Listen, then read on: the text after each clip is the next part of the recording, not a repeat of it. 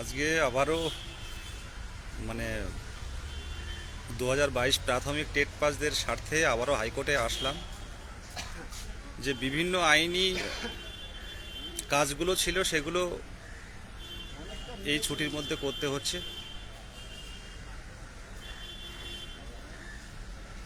তো যেটা বলার,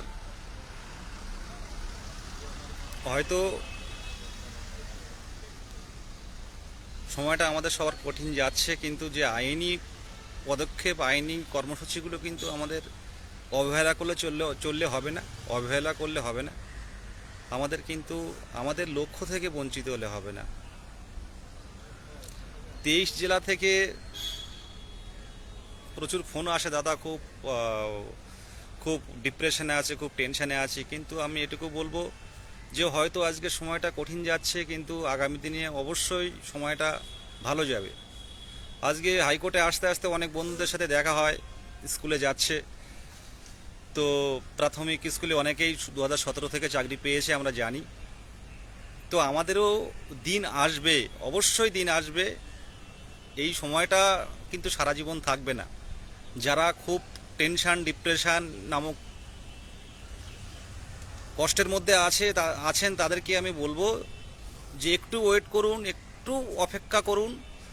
আমরা আমাদের কাঙ্ক্ষিত লক্ষ্যে কিন্তু আমরা পৌঁছাবো। আজকে দেখতে পেলেন 2017 সালের যারা আপনাদেরই বন্ধু, যারা দাদা, কিন্তু প্রায় সবাই রিক্রুটমেন্ট পেয়েছে। আমরাও সেই পথে এগোচ্ছি, কোনোভাবে ঘাটতি দিচ্ছি না। তো যেটা বলার, আমরা 2022 প্রাথমিক টেট পাস ডিএলএড ঐক্যমঞ্চ, আমরা শুধু সেই গত মার্চ মাস থেকে এক নাগাড়ে ধারাবাহিকভাবে কিন্তু আন্দোলন করে যাচ্ছি। শুধুমাত্র পথে কিন্তু আমরা ডিএলএডরাই থাকছি। তো আমাদের রাত জাগছিও কিন্তু ডিএলএডরা ফাঁকা, মানে খোলা আকাশের নিচে। খুব কম সংখ্যক পূর্ণ প্রশিক্ষিত ডিএলএড কিন্তু বর্তমানে আছে। সরকার যদি মনে করে তো এই কম সংখ্যক ডিএলএডদের কিন্তু একবারে রিক্রুটমেন্ট দিতে পারে। এটা সরকারের ইচ্ছা। বিহারের মতো একটা রাজ্যে এত রিক্রুটমেন্ট হলো, আমরাও রিক্রুটমেন্ট পাওয়ার যোগ্য। আমরা তেমনভাবে প্রত্যেকটা আধিকারিকের সাথে আমরা কিন্তু কথা বলে এসছি। যেহেতু নির্বাচনী একটা ব্যাপার চলছে, এ সময়টা তো বিশেষ কিছু করা সম্ভব না। তো আগামী দিনে ভ্যাকান্সিটা আমরা জোর দেব, যাতে ভ্যাকান্সিটা সবাই বেরিয়ে যায়। সেদিকটা আমরা একদম চেপে রাখছি, প্রেসার দিয়ে রাখছি যে ভ্যাকান্সি কিন্তু কম দিলে হবে না। আমরা 1 মাস অপেক্ষা করতে রাজি, কিন্তু ভ্যাকান্সি কম দিলে কিন্তু হবে না। এই পথটা কিন্তু আমরা এর মধ্যেও কথা বলছি অনেক আধিকারিকের সাথে। চেষ্টা করি, পরবর্তীকালে কি হয় দেখা যাক। 23 সালের যে টেট হলো, আপনারা হয়তো অনেকে ভাবছেন, আমার কাছে অনেকেই 23 জেলা থেকে অনেকে ফোন করে। সেই জন্য পার্সোনাল আমার ফেসবুকে আমি একটু লাইভ করে একটুখানি সেগুলো অল্প করে আমি একটু আভাস দিচ্ছি। অনেকে ভাবছে যে 23-এ রেজাল্ট বের হবে। তো 23 নিয়ে বেশি কিছু ভাববেন না। এখনো পর্যন্ত আমরা 23-এ রেজাল্ট যাতে একটু দেরিতে বের হয় সে বিষয়ে আমরা কিন্তু বারে বারে বলছি। 23-এ যারা পরীক্ষা দিয়েছে তারা আমারও ভাই পরীক্ষা দিয়েছে, কিন্তু এটুকু বলতে চাই 2022 সালের প্রাথমিক টেট কিন্তু সবাই সুযোগ পেয়েছিল। যারা ডিএলএডে ভর্তি হয়েছিল তারাও সুযোগ পেয়েছিল। তো বাদ বাকি কারা থাকে? 22 সালের টেট 2017 সালের পর 18-20 সেশন ডিএলএডও কিন্তু 22 সালের 17 সালের ইন্টারভিউয়ে যেতে পারেনি। তারাও কিন্তু বঞ্চিত। 18-20 সেশন, সেই 17 থেকে আজকে 22। তো অন্তত 22-এর নিয়ে একটা রিক্রুটমেন্ট হোক, সেটা কিন্তু বরাবরই আমাদের দাবি। এবং যারা থাকবে, খুব বেশি সংখ্যক ডিএলএড টেট কোয়ালিফাই নেই, তাদের সববার রিক্রুটমেন্ট দাবি জানাচ্ছি। কিন্তু সামনে আপনারা জানেন যে 1 এপ্রিল যে সুপ্রিম কোর্টে বিএড ডিএলএডের যে ক্লারিফিকেশান মধ্যপ্রদেশের এই ইন সার্ভিস ম্যাটারে, তো এই বিষয়টা আমি আরেকবার একটু স্মরণ করে দিতে চাই যদি 2022-এর আপনারা জানেন যারা বিএড দিয়ে পাশ করেছে, এটা 97,000 প্রায় 1 লাখের কাছাকাছি, এরা কিন্তু এদের সার্টিফিকেট বাঁচাতে চাইবে। আপনারা ইতিমধ্যে জানেন যে সিটেট পরীক্ষা হয়েছিল 11ই আগস্টের রায়ের আগে, তারা কিন্তু পরিষ্কারভাবে টেট সার্টিফিকেটে লিখে দিয়েছিলেন সিটেটে যে সুপ্রিম কোর্টের এসএলপির উপর নির্ভর করবে সার্টিফিকেট ভ্যালিড কি ইনভ্যালিড। একটা কথা ভাবুন আপনারা, যদি পূর্ণ প্রশিক্ষিত এনসিটির গাইডলাইন অনুসারে যে পূর্ণ প্রশিক্ষিত ডিএলএড হলে বা পার্সুইং হলেও আপনি পরীক্ষায় বসতে পারবেন, কিন্তু আপনি বিএড যেহেতু একবারেই বিএড গ্রহণযোগ্য নেই প্রাথমিকে, তাহলে সেই সার্টিফিকেট ভ্যালিড থাকে কী করে? সিটেট তো ইনভ্যালিড করে দিয়েছে বিএড এর সার্টিফিকেট। তো একটা কথা, আমরা কোনো রিস্ক নেব না। যদি কোনো কারণে কোনোভাবে রায় চলে আসে যে অন্তত এবারটা সহানুভূতির দৃষ্টিতে দেখা হোক 2022 সালের বিএডদের জন্য, তাহলে কিন্তু আমাদের অবস্থা কী হবে আপনারাই বলুন। বিএড যদি প্রাথমিকে আসে, দীর্ঘ লাইন হবে, ইন্টারভিউয়ে দীর্ঘ লাইন হবে, দেখতে পাবেন দীর্ঘ লাইন। তাই বলবো ফান্ডিং করুন। যারা ডিএলএড আছেন, যাদের স্বপ্ন যদি বাঁচিয়ে রাখতে চান, সুপ্রিম কোর্টে যে আমরা যাচ্ছি তার জন্য আপনারা আইনি পথে সাহায্য করুন। যারা দেননি, বা অনেকে বলছে টিউশনির এখনো পর্যন্ত টিউশনির কোনো টাকা দিইনি, তো 30-31 তারিখের মধ্যে দেবে। তো আপনারা যারা এখনো পর্যন্ত ঘুম ভাঙিনি, তাদেরকে বলবো যে ঘুমটা ভাঙুন। আজকে 2023-এ টেট হলো, কোশ্চেন দেখেছেন তো? 23-এর কোশ্চেন দেখেছেন তো? 23 টেটের কোশ্চেন কেমন হলো? 23 টেটের কোশ্চেন দেখে ভাববেন যে ডিএলএড এই টেট কোয়ালিফাই করাটা এখন কত কঠিন হবে, আর সামনের দিনে আরও কঠিন হবে টেট কোয়ালিফাই করাটা। সেই জায়গায় দাঁড়িয়ে আপনি পূর্ণ প্রশিক্ষিত হয়ে আপনি টেট কোয়ালিফাই করেছেন, একটা শিক্ষকতা করার যোগ্যতা, টিচার এলিজিবিলিটি টেস্ট, এটা কিন্তু কোয়ালিফাই করেছেন, ওর তার সার্টিফিকেট আছে। এই সার্টিফিকেট লাইফ টাইম বৈধ। এসসিরা 45 বছর, ওবিসিরা 43 ইয়ার্স। তো এই জায়গায় দাঁড়িয়ে আপনি 2000, 2500, 20,000-এর মধ্যে কম্পিটিশান করবেন, না 1.5 লক্ষর মধ্যে কম্পিটিশান করবেন?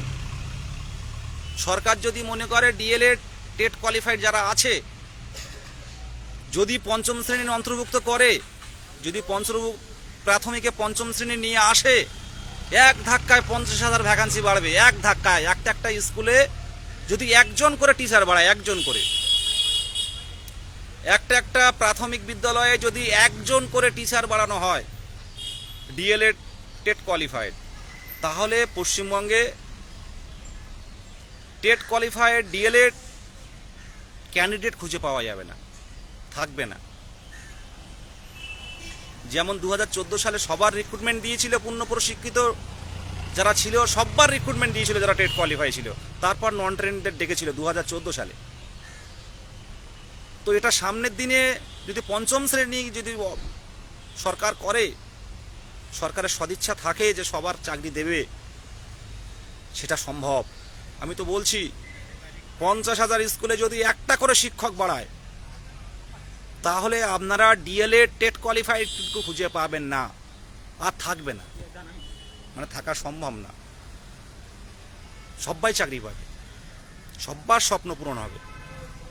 তাই বলবো বিএডদের আসতে দেবেন না। যারা ফান্ডিং করেননি তারা আজকেই ফান্ডিং করুন, কারণ 500, 700, 1000 আমাদের অনেকের কাছে এই টাকাটা কোনো ফ্যাক্টর না, অনেকের কাছে কঠিন, আর যাদের কাছে কঠিন তারাই কিন্তু দিয়ে দিচ্ছে।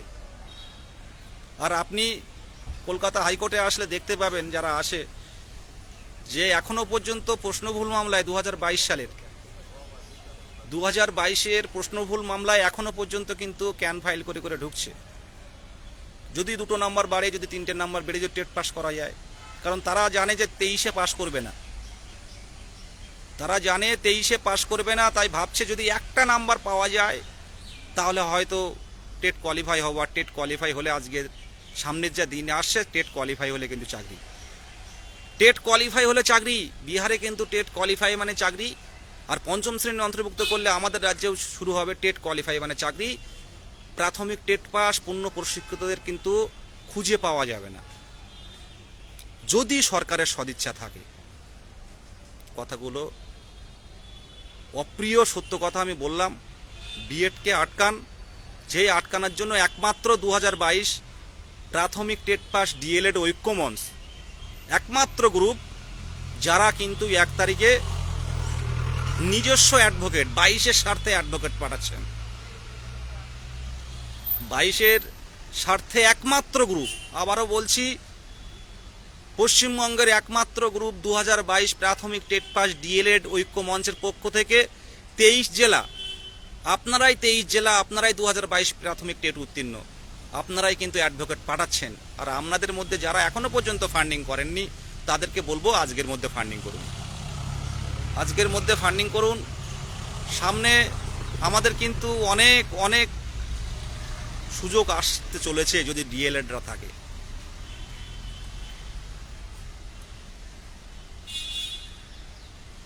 হ্যাঁ দেখুন, অনেকের ঘুম ভাঙছে না যে কি হবে, যা হবে দেখা যাবে, ও তো দিচ্ছে আমি কেন দেব, ও তো আছে, ওরা তো যাচ্ছে, ওরা তো করছে। এই এই মেন্টালিটিটা পরিবর্তন করার দরকার আছে। কারণ দিনরাত আমাদের যাদের 23 জেলা ঐক্য মঞ্চের অ্যাডমিন নেই এমনও আমাদের পূর্ব বর্ধমানের ব্রহ্মা থেকে, স্বস্তি রানী থেকে, মল্লিকা থেকে, আমাদের সদানন্দ থেকে, এরকম অনেকেই আছে, নাম বললে নাম না বললে আরও ভুল হবে। আমি দেখলাম তারাও কিন্তু ফোন করছে, জেলায় জেলায় ফোন করছে, দাদা ফান্ডিংটা দিন। তো দেখুন, এটা আমরা হবু শিক্ষক, আমাদের বুঝতে হবে। হবু শিক্ষক আমরা, আমাদের আমাদের ভালো কোনটা সেটা বুঝতে হবে। আমরা তো বুঝতে পারছি ব্যাপারটা। মধ্যপ্রদেশের যে ডিএলএড মামলা, সেখানেও কিন্তু বড় উকিল ডিএলএড এর পক্ষ থেকে দাঁড়াচ্ছে, কিন্তু সেটা সর্বভারতীয় ক্ষেত্রে, টোটাল ভারতের সর্বভারতীয় প্রেক্ষিত থেকে তারা দাঁড়াবে, ইন সার্ভিসের বিরুদ্ধে দাঁড়াবে। কিন্তু আমাদের ব্যাপারটা সম্পূর্ণ আলাদা। আমাদের ব্যাপারটা হচ্ছে, যদি 2022-এর বিএডরা তাদের অ্যাডভোকেট যদি বলে যে আমাদের এই সার্টিফিকেটটা বৈধ করতে হবে, তখন আমাদের অ্যাডভোকেট কিন্তু কথা বলবেন, অপোজ করবেন। না হলে আমরা চুপচাপ থাকবো, যেমন ডিএলএড এর সার্টিফিকেট অবৈধ তেমনই থেকে যাবে। আমি জানি আমার কমেন্টে অনেকে বিএডরা অনেকে অনেক কিছু নেগেটিভ কমেন্ট করতে পারে, সেদিক থেকে আমি তৈরি। আমি আমার যেটুকু আইনি, কাউকে আমি ডাইরেক্ট কোনো অ্যাটাক করছি না, আইনি যে পথটা সেটা আমি বলে দিলাম, আইনি লড়াই হবে। দেখুন, ক্লাস 5 কোন সালে প্রাইমারিতে, এটা সম্পূর্ণ সরকারের সদিচ্ছা। যে অর্ডার বেরিয়েছে, সরকার মনে করলে 1 মাসের মধ্যে প্রাথমিকে 5ম শ্রেণী আনতে পারে। অনেক স্কুল তো আছে, অনেক স্কুলে তো প্রাথমিক আছে।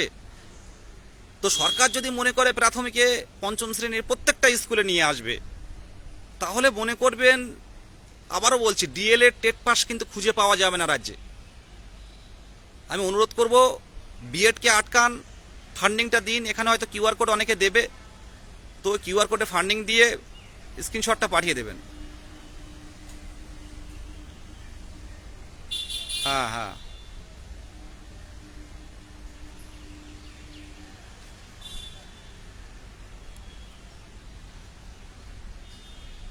কারোর কিছু জানার থাকলে আপনারা কমেন্ট করতে পারেন। কিছুক্ষণ আছি, আমি এই কথা বললাম অ্যাডভোকেটের সাথে। আমাদের যে 2022 প্রাথমিক টেটের যে কিছু আইনি পথ ছিল, আইনি পথে যাচ্ছি, সবগুলো সোশ্যাল মিডিয়াতে বলা সম্ভব হয় না। সোশ্যাল মিডিয়াতে আমরা একটু এড়িয়ে চলি ইনফরমেশনগুলো দিতে। তো কারোর যদি কিছু জানার থাকে পার্সোনালি জানতে পারেন সোশ্যাল মিডিয়াতে। এই যে লাইভটা করছি, এখানে অনেক ইউটিউব চ্যানেল থাকবে। আমরা চাই না আমাদের কেসের গ্রাউন্ডটা আমাদের বিপরীত, অপোজিট পার্টিকে আমরা জানাতে চাই না, সেই কারণে আমরা সোশ্যাল মিডিয়াতে ডিটেলস বলি না। হ্যাঁ দেবশ্রীদি, হ্যাঁ দাদা, কি হবে, আমাদের কিছু করুন প্লিজ। অবশ্যই তো পথে আছি, দেখুন পথে আছি, চেষ্টা করছি। সকল কাজ ফেলে দিয়ে তো প্রত্যেক দিনই প্রায় হাইকোর্টে আসতে হয়। ইন্টারভিউ নোটিশ আসবে, এই টাইমটা সম্ভব নয়। হ্যাঁ দাদা, কেমন আছো? অনিমেষ গোস্বামী। হ্যাঁ, বাঁকুড়ায় তো খুব গরম এখন। চাকরি হবে, ভগবানের প্রতি, আল্লাহর প্রতি ভরসা রাখো। এখান থেকে গিয়ে এখান থেকে বাম সাইডে, হ্যাঁ হ্যাঁ। হ্যাঁ, একটা রুমের পরেই। এটাই তো এই ওটা, হ্যাঁ ঠিক আছে। রাস্তা একটাই। একদম বিএড আটকানোর রাস্তা 1 এপ্রিল ক্লারিফিকেশনে ক্লিয়ার হয়ে যাবে।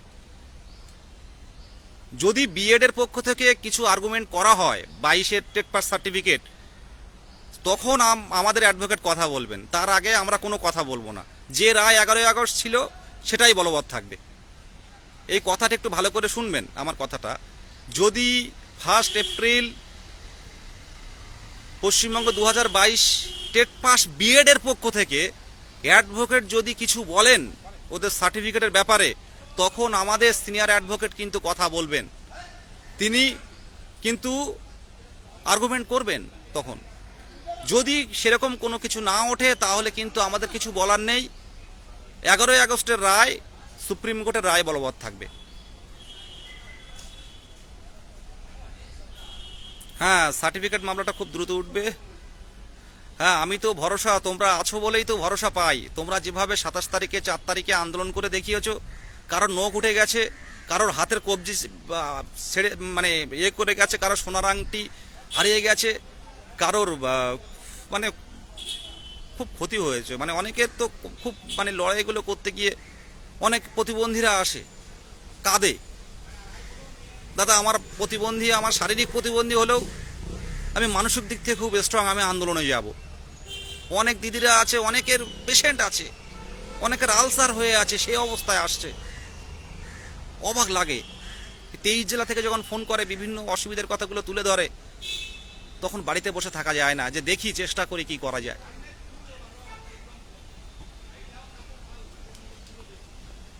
আর একাডেমিকের ব্যাপারটা একটু বলি। সবাই বারে বারে বলে যে ওল্ড একাডেমি। দাদা, কি হবে এটুকু বলবো, নোটিফিকেশনটা খুব জরুরি, খুব জরুরি। আর পর্ষদ সভাপতির বারে বারে বলেছি যে ওল্ডটা বলতে ও বিষয়টা ভাবা হচ্ছে, ও বিষয়টা আমরা আমাদের চিন্তাভাবনার মধ্যে আছে। আজকে যারা আজকে যারা ডিএলএড পাস করছে বা করোনার সময় যারা পাস করেছিল, তাদের তো অ্যাকচুয়ালি নাম্বার বেশি। তো কি করা যাবে সেক্ষেত্রে? উনি বলল কেউ বঞ্চিত হবেন না, আগে নোটিফিকেশনটা আসুক। আর এখন কারোর 22 স্কোর, কারোর 23 স্কোর, কারোর 21 স্কোর, কারোর 20 স্কোর হচ্ছে, এটা নিয়ে ভাববেন না। গতবারে যদি 32 কাট অফ থাকে, আমরা দেখবেন যদি ভ্যাকান্সি বেশি থাকে, আনুপাতিক হারে কিন্তু অটোমেটিক্যালি কাট অফ কমে আসবে।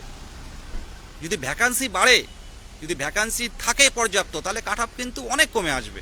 এটা নিয়ে অহেতুক 17-র রেজাল্ট দেখে আপনারা কষ্ট পাবেন না, সারাদিন টেনশন করবেন না। নিজে সুস্থ থাকুন। যে সামনের দিন হোলি উৎসব থেকে শুরু করে যেসব উৎসব, সামনের এই রমজান মাস, সামনে ঈদ, এগুলো কাটান।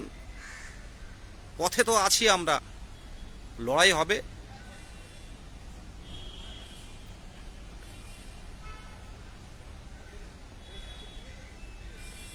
হ্যাঁ, ওটা উঠবে আজকে, পিডিএফ কেসটা উঠবে। আজকে গেছিলাম তো, আজকে যেহেতু আজকে মামলাটা মেনশন করলে, এটা মান্থলি লিস্ট বলে একটা লিস্ট হয়, সেই মান্থলি লিস্টে পড়ে গেলে কিন্তু মাসে একবার উঠবে, তাই আজকে মেনশন করা যাবে না। তো এটা নিয়ে ভাবনা চিন্তা চলছে, আলাদা করে ফোন করুন, জানিয়ে দেব।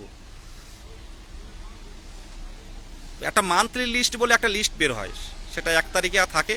সেই মান্থলি লিস্টে কোনো কারণে মামলা ঢুকে গেলে সেই মামলা কিন্তু মাসে একবারই উঠবে, ডেলি লিস্টে আসবে না।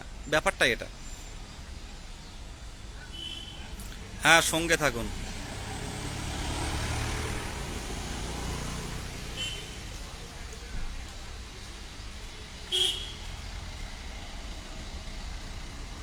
হ্যাঁ, 18-20 সেশন তো সত্যি, 18-20 সেশন 2017 সাল থেকেই বসতে পারেনি। 2017 পরীক্ষাতেই বসতে পারে, টেটে বসতে পারেনি। তো 18-20 সেশন কিছু একটা করবে, ভালো হবে এবং সুরাহা অবশ্যই হবে। একদম জয় হবেই। হয়তো এই সময়টা আমাদের খারাপ যাচ্ছে, কিন্তু একটা দিন আমরা জয় পাবই। হ্যাঁ, বা যে ওই কিউআর কোডে যেটা আছে আপনারা সেই অনুযায়ী করবেন। 20, হ্যাঁ 20-22-এর ব্যাপারটা বলছি। 20-22-এর যারা 20-22 যারা টেট মানে ডিএলএড ডিএলএড পাস করেছেন 20-22 তাদের সার্টিফিকেট এখনো পাননি। তো পর্ষদে গিয়ে সেদিন জিজ্ঞাসা করেছিলাম যে 20-22 ব্যাপারটা একটু বলার জন্য, যে ওরা তো এখনো সার্টিফিকেট পায়নি, সবই তো হয়ে গেছে, তো সার্টিফিকেটটা প্রিন্টের কাজ চলছিল, খুব তাড়াতাড়ি সার্টিফিকেট পেয়ে যাবেন, অপেক্ষায় থাকুন, কোনো চাপ নেই 20-22। হ্যাঁ অরুণবাবু, আমি ভালো আছি, ভালো আছি, মোটামুটি ভালো আছি এই বলতে হয় ভালো আছি, কিন্তু সময়টা খুব কঠিন সময়। কারোর কিছু যদি জানার থাকে টেক্সট করতে পারেন, মানে কমেন্ট করতে পারেন, আমি যতটা পারি একটু বলবো। 1 তারিখের বিষয়টা আপনারা দেখুন, অনেকে তো বিভিন্ন গ্রুপে নেই, 1 তারিখের বিষয়টা দেখুন। 1 তারিখটা কিন্তু আমাদের কাছে একটা ভাইটাল দিন হতে চলেছে। বিএডরা যদি চলে আসে, যেটুকু স্বপ্ন দেখছিলেন সেই স্বপ্ন কিন্তু অধরা হয়ে যাবে। ভালো আছি। হ্যাঁ 19-21 এখনো পাইনি, পেয়ে যাবেন 19-21 20-22 এগুলো নিয়ে একদম ভাববেন না, আপনাদের কোনো চাপ নেই।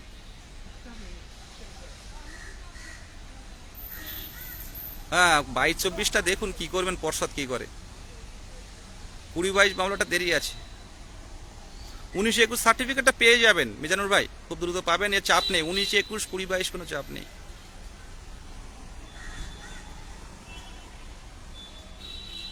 হ্যাঁ ক্লাস 5-এর ব্যাপারটা সরকারকে জানাতে, এভিডেভিট আকারে জানাতে বলেছেন যে আপনারা কেন এখনো পর্যন্ত 5টা নেই। প্রত্যেকটা স্কুলেই তো আছে, এনসিটি রুল অনুযায়ী 1 to 5 প্রাথমিকে, আমরা টেট নিচ্ছেন 1 to 5, কিন্তু রিক্রুটমেন্ট করার সময় 1 to 4। তাহলে এই যে 5 ক্লাসটা কোথাও আছে প্রাথমিকে, কোথাও নেই, কোথাও খাতা কলমে থাকলেও কেউ ভর্তি করছে না, তাহলে বাচ্চাদের প্রকৃত শিক্ষা থেকে, বাচ্চাদের মনোবিজ্ঞান সম্মত শিক্ষা থেকে তো বঞ্চিত হচ্ছে। আরে বঞ্চিত হতে দেওয়া যেতে পারে না। তো এটা এভিডেভিট আকারে 3 সপ্তাহের মধ্যে মনে হচ্ছে দিতে বলেছে। একদম হাতে মাত্র 2 দিন, অনেক ফান্ড কম উঠে, সত্যি অনেক ফান্ড কম এসছে। সুপ্রিম কোর্টে লড়তে গেলে যে ফান্ডগুলো প্রয়োজন হয় আপনারা তো অনেকেই জানেন, যে সুপ্রিম কোর্টের একটা মামলা একটা অ্যাডভোকেট, সিনিয়র অ্যাডভোকেট নিয়ে যেতে গেলে কত খরচ হয়। তাছাড়া 1 তারিখে জানতে পারবেন যে আমরা কাকে দাঁড় করাচ্ছি, কোন অ্যাডভোকেট দাঁড়াচ্ছেন, আপনাদের পছন্দের অ্যাডভোকেট, যারা ডিএলএড বিএড রায় এনেছে, এমন সিনিয়র অ্যাডভোকেটকে কিন্তু আমরা 22-এর পক্ষ থেকে দাঁড়ানোর চেষ্টা করব, যদি আপনারা পাশে থাকেন। যদি 22 ডিএলএড পাশে থাকে তাহলে সম্ভব, না হলে কিন্তু পারবো না, পরিষ্কার কথা বলছি। তাহলে কিন্তু 1 তারিখে 22-এর পক্ষ থেকে অ্যাডভোকেট দেয়া সম্ভব হবে না, যদি আমাদের পর্যাপ্ত ফান্ড না আসে। দেখুন আমরা দিনরাত পরিশ্রম করছি, যারা ফান্ডিং দিচ্ছে তাদের পুরো 23 জেলা একসাথে জড়িয়ে ফান্ডিং দিচ্ছে, তাদেরকে গ্রুপে অ্যাড করানো থেকে শুরু করে, পিডিএফের মধ্যে ঢোকানো থেকে শুরু করে, ভেরিফাইড করা থেকে শুরু করে, সেগুলো করতে হচ্ছে। এটা কিন্তু একজনের কাজ না, পুরো 23 জেলা মিলে করছে। এবার যদি ফান্ডিং যথেষ্ট না আসে তাহলে কি করে অ্যাডভোকেট দেব? যে পর্যন্ত এগিয়েছি এই পর্যন্ত আটকে থাকতে হবে। আর এটুকু বলবো, ঐক্যমঞ্চের পাশে আপনারা ছিলেন বলেই কিন্তু আমরা ম্যাটটাও আটকানোর জন্য তৈরি আছি মোটামুটি আজকে, এবং আশা রাখছি সুপ্রিম কোর্টে অ্যাডভোকেট দিতে পারবো যদি আরেকটু চেষ্টা করেন। কারণ 25,000 যদি ডিএলএড টেট পাস থাকে, তারা কোথায়? 1200 জনকে খুঁজে পাচ্ছি না। এটুকু বলবো আপনাদের, যে ঐক্য মঞ্চের যে আনভেরিফাইড গ্রুপগুলো আপনারা নিজের থেকে একটু শেয়ার করুন, নিজের প্রোফাইলে শেয়ার করুন। অনেকেই আছে আমাদের সহযোদ্ধা আছে, অনেকে যোগাযোগ করতে পারে না, আমার কাছে অনেকেই জানায় যে ইউটিউব দেখে দেখে আসছি দাদা তোমার কাছে। আর সঠিক গ্রুপে, অথেন্টিক গ্রুপে যুক্ত করুন, যারা লড়াই জানে, যারা দাঁতে দাঁত চেপে ধারাবাহিকভাবে লড়াই করে। এটা নতুন করে বলার নেই।